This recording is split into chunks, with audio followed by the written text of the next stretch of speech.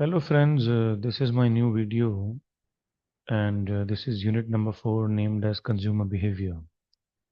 In this particular video, I'll be covering the learning objective number 1, that is I'll be introducing what consumer behavior is all about, the simple, general, official definitions of consumer behavior. What are the different types of markets available for buying in the B2C or B2B or maybe marketplace or market space? What are the different buying roles and how the study of consumer behavior is going to help the marketeer, what kind of marketing strategy they are going to make. If they make an incorrect strategy, why consumer will not buy the products and services. Lot many discussions. What is the scope of consumer behavior and application of consumer behavior? So this is what my target in this particular video is all about, right? So see, every subject has got a beginning. If you talk about marketing research, that begins with the problem statement in hand. If you talk about marketing subject, that begins with identification of need in hand. If you say sales subject begins with the solution in hand. Similarly, consumer behavior as a subject begins with the problem recognition in hand. You see, unless and until a consumer has not recognized the problem, he will not buy your products and services. Let me take the example of a person who is facing the problem with the eyes, and the doctor has recommended the cataract surgery. So that person will now start researching about different brands, or he'll start talking to those people who have already gone through this particular procedure. But those who have no problem with the eyes, they'll not even think about it. They'll not look at the advertisement. They'll not look at the information available on site. They'll not talk to the people at all. So the problem recognition is very, very important. Unless and until a consumer has not recognized the problem, will not move toward the consumer decision making process. That is the beginning. So that's why I've mentioned it is very, very important for everybody to understand the beginning of each and every subject. Now, moving towards the definition of consumer behavior, we need to study pre-purchase behavior, during the purchase, how he is behaving, after the purchase, how he is behaving, what brand he has chosen, why, when, where, from whom he has bought, how he has bought this particular brand. So, for a marketer, it is very, very important before he makes a marketing strategy to understand everything from consumer point of view. Only then the marketing strategy would be proper. So, a consumer has to be studied in terms of what he is acquiring, he's consuming, he's disposing, what kind of service he's expecting, when, from where, how. For example, if in a season of summer, everybody would love to have purchase of air conditioner. But what if a consumer already has air conditioner in his home? So unless and until an exchange scheme doesn't come in, along with the installation, along with the stabilizer scheme, probably he'll not move or he'll not consider the offer. So if he is given these provisions by the marketeer, then it would be very easy to sell that particular condition to him. So, his behavior needs to be understood from the marketeer before the development of any marketing strategy. So it is not just the study of individuals or the people buying for personal consumption or family. It is the study of B2B people also, B2B teams also, understanding the opinion of the team members and the processes they are using, while selecting, securing, and disposing of the products and services. So the experience of team probably is going to matter a lot in B2C and B2B aspects, and the impact of these processes have on consumer and society needs to be studied a lot. So what is the kind of products and services you are buying, which channel of distribution you are opting for, either it is an e-commerce or mobile commerce or application-based commerce, or a direct or a retailer or a dealer outlet or zero level or one level, two level, three level channel distribution. Everything needs to be examined. What are the timings of purchases in the morning, afternoon, evening, or late night, or what is motivating him to buy? What is his decision process? At what particular stage consumer is at the moment in the decision making process? How often do they buy, and how do they evaluate when they are buying, or what is the disposed behavior? We need to study everything. We need to study whether it is a B2C market or a B2B market. Is it a personal consumption or not? So, the buyer behavior refers to the buying behavior of final consumers, be it individual households who buy goods and services for personal consumption. So, the way people are acting in the exchange process needs to be examined, and everything, he is exhibiting at the time of purchase, during the usage, after the usage, Let us say at the time of purchase, consumer had decided to buy X brand, right? Let us say laptop brand HP. But while or at the time of purchase, he has found at the store that there is a 50% discount coming up on Asus, for an MRP of rupees 1 lakh. So instead of buying HP, he may end up buying Asus because of the scheme available at that point of time. So consumer behavior may be altered. He can switch because of the marketing schemes, because of the smart marketing provisions created by the marketeer.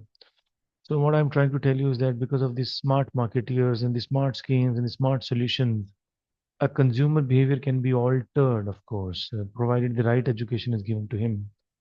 So if we define consumer behavior, it is actually the processes we need to study, the individual who is engaging in evaluating, acquiring, using the products and services. So there could be different categories that you need to study. It's a B2C and the B2B that I've already spoken about. So let me differentiate between the B2C and B2B. See, in B2B, there are fewer buyers like MRF, Apollo, Seat, JK, Villa Tires. However, in B2C, there are huge number of buyers available. In B2B, it is a close supplier customer relationship. So, if there is no relationship, people will not buy from you. However, in B2C, it is more of retail oriented scenario. B2B is more geographically concentrated buyers. Diamond industries in Surat, auto is in Pune, Nasik, IT is in Gurgaon, Bangalore. So it is more of geographically concentrated buyers, whereas in B2C, it is not the case.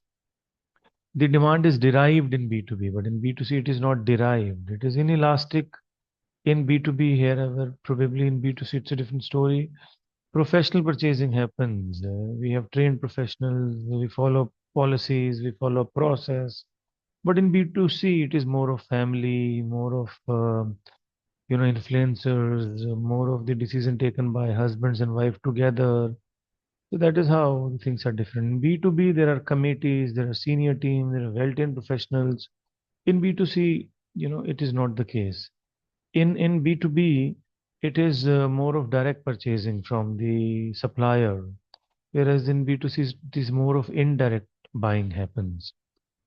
So if you look at the channel of distribution B2C or B2B, you may find in B2B there is a sales force, there are manufacturer representative, whereas in B2C market, you've got the wholesaler, you've got the retailer, and then consumers are coming to the picture. There are a lot of differences in terms of channel distribution as well. There are several buying options for consumers available when you talk about the consumer behavior. He may consider a marketplace, where the actual buyer sits. So, whereas he can also consider a market space, the digital scenario, the e-commerce scenario, the application scenario.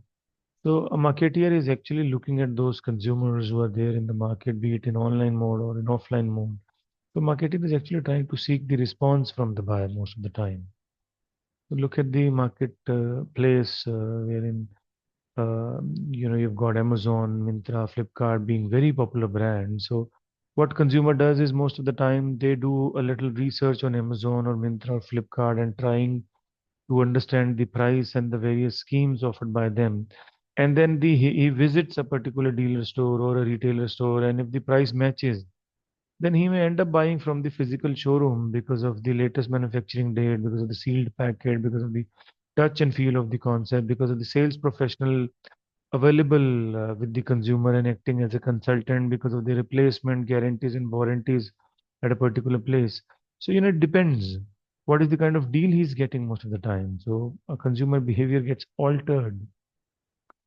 We should study consumer behavior in order to understand the insights in terms of understanding their need, in terms of understanding what segment do they belong to in a proper way. Only then probably a marketeer is able to create several schemes for the customers. So to achieve success, buyer reaction has a great impact on firm success, which needs to be examined. So P's can be applied accordingly. You can create your marketing mix because you have studied the consumer.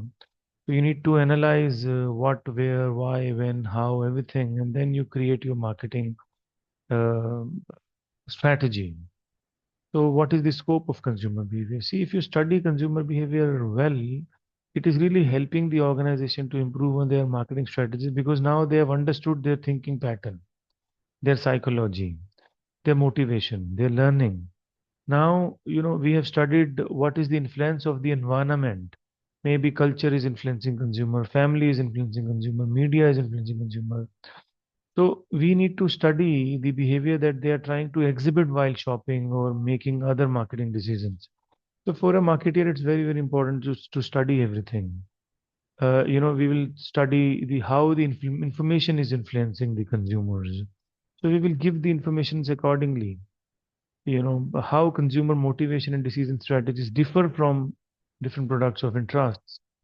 So, how a marketer can adapt and improve their marketing campaign to more effectively reach consumer. It is very, very important for a marketer. For example, let's say Nimbus, when launched in the market, their research guided them that the Nimbus can only be sold with the price bracket of 15 to 20 rupees.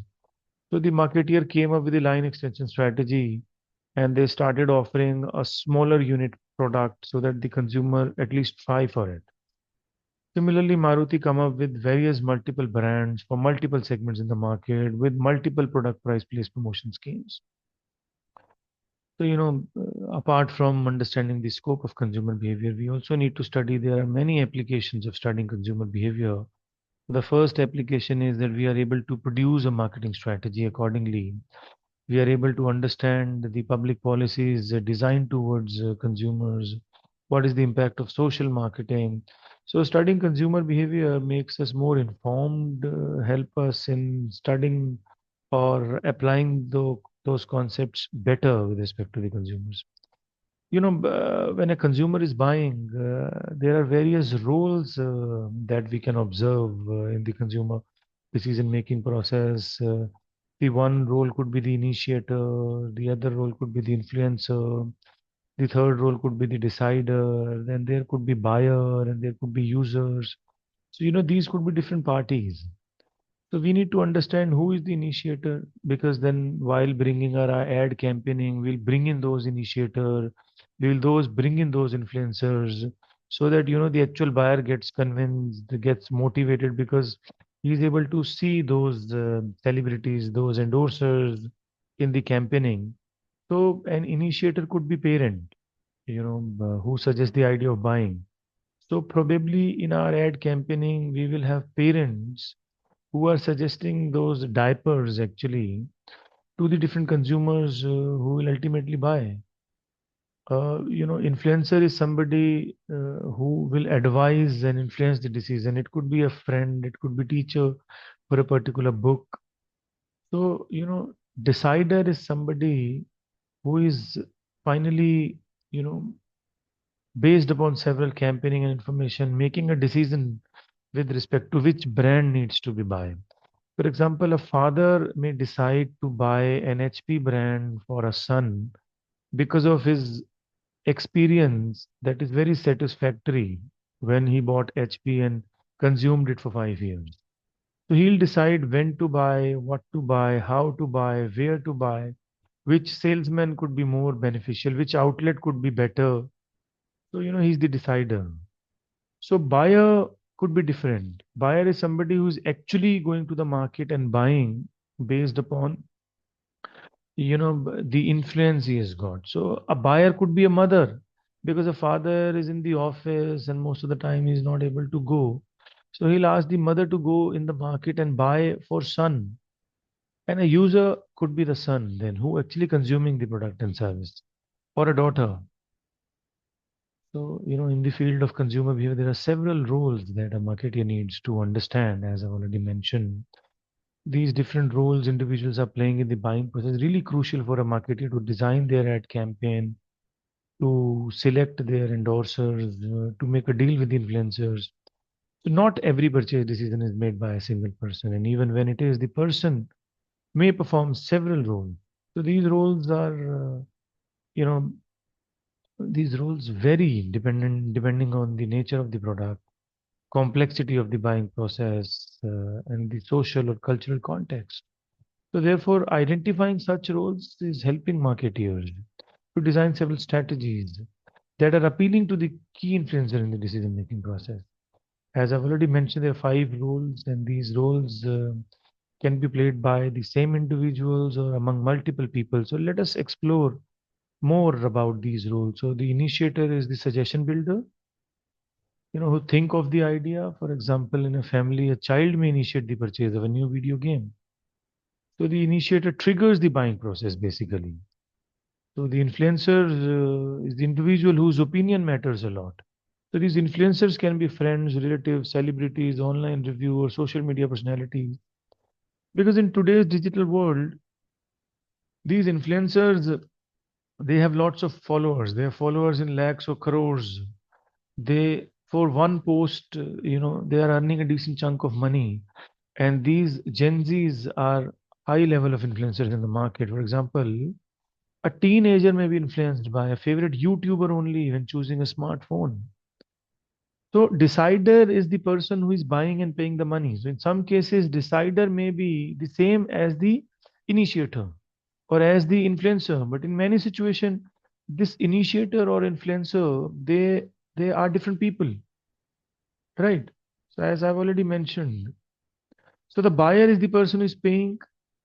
This individual executes the transaction. So in household setting, the buyer is often the parent, but it could be anyone depending upon convenience. So this role is very, very important because this buyer is somebody who's actually interacting with the seller and probably is thus the target person for stores, for in-store promotions and for point of purchase promotion. So this buyer or the decider probably may alter his or her mind at the time of purchase. And this user is the person who is actually using or consuming. So the user or may not or may have had any role in the purchase decision. In many cases, especially in families, children are the users, and then they have no role in buying. Most of the time, it's parents who are deciding. But understanding the user need is very, very essential in designing the product features and benefits and the advantages and the ad campaigning. Because at the end of the day, this user is somebody who will guide at the end of the day about the feedback. So the buying roles are not static. It can shift from product category. It can shift from situation to situations. So in B2B context, involving buying center with teams of people who assume these roles collectively is more visible.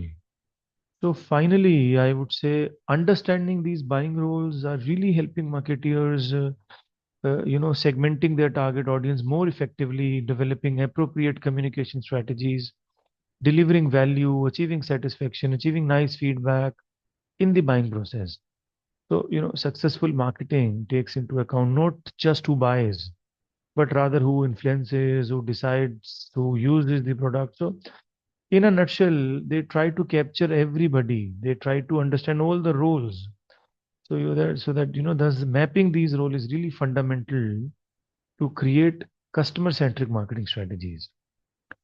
So with this, I like to end this video. I hope you have understood what consumer behavior is all about, what are the different buying roles.